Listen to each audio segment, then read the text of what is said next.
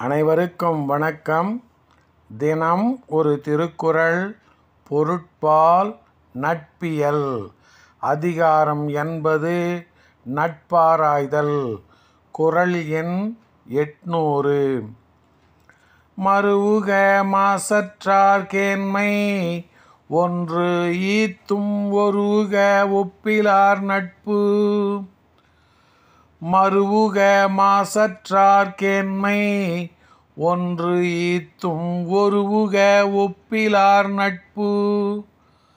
குற்றமற்ற சான்றோர் நட்பை கொள்ள வேண்டும். தனக்கு ஒப்பில்லாதவரின் நட்பை ஒன்றை கொடுத்தாவது விட்டுவிடுதல் வேண்டும்.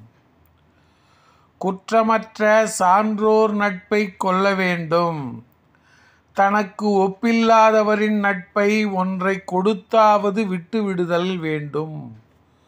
குறள் வழி நடப்போம். வாழ்வின் உன்னத நிலையை அடைவோம். நன்றி, வணக்கம்.